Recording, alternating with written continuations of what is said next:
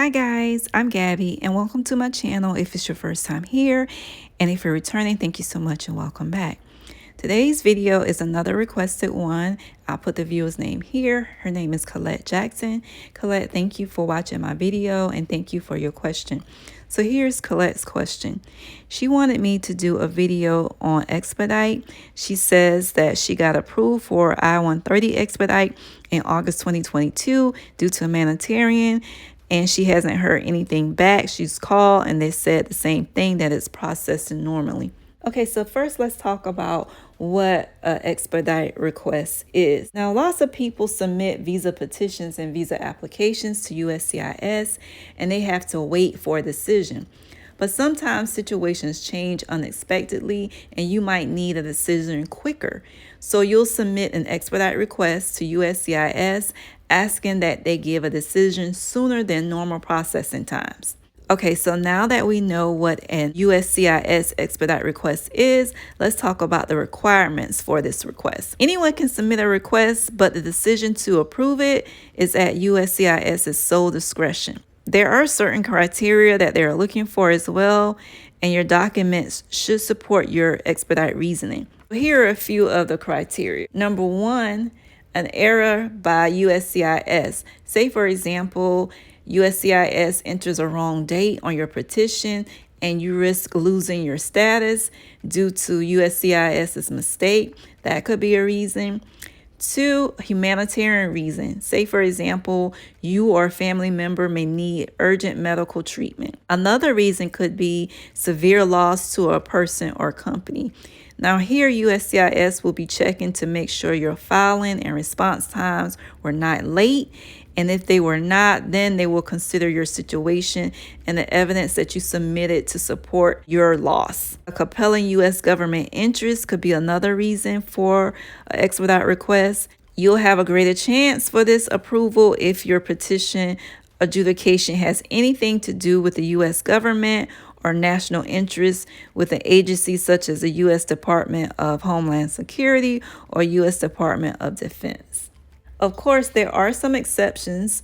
So if your case has a premium processing option, then you will not be considered for expedite. Also, if your case is beyond the normal processing window or you file for an employment authorization document alone, and you just want the work permit for status, then your expedite request will not be approved.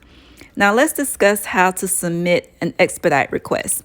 You will be calling the USCIS contact center, but before you do that, make sure that you have your receipt notice number from your visa petition. Then you will call USCIS's contact center at the number on the screen and request that your case be expedited.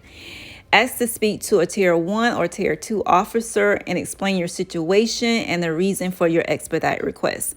You'll receive an expedite service request number, which you can use to track your request on the USCIS website.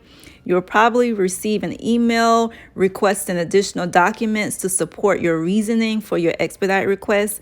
Make sure to submit all your documentations in a PDF file. It takes USCIS up to about a week to respond via email about your approval or denial for your expedite request.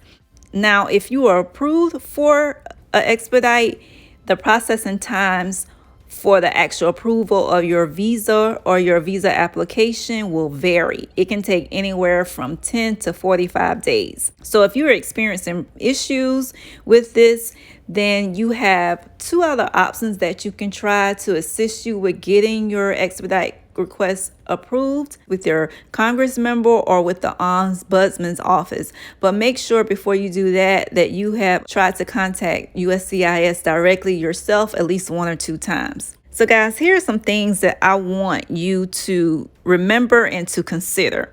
First, remember that it's entirely up to USCIS to approve or deny your request. And if they do deny your request, they do not have to give you an explanation or a reasoning for the denial. Also, if the reasoning for your expedite request fits within the criteria that we discussed early, that does not guarantee that it will be approved. And finally, your approval for your USCIS expedite request is not an approval of your visa petition or application.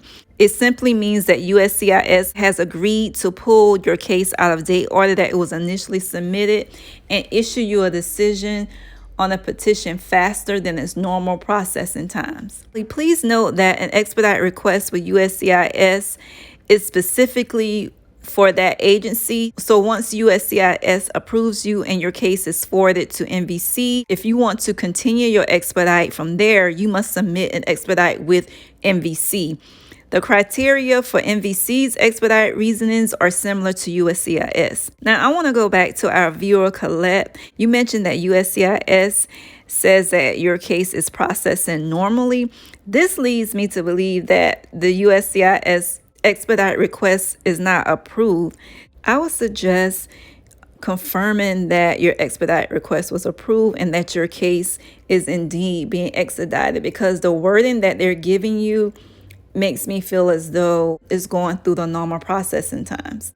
Plus, being that it has been since August of 2022 that you've heard anything makes me question it as well. So I suggest calling USCIS back and asking to speak to a Tier 1 or Tier 2 officer for them to confirm just exactly what is going on with your case in reference to the expedite request.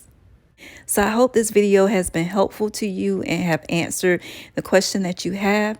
And to the others that are watching, I hope that you found this helpful as well. And thank you so much for watching.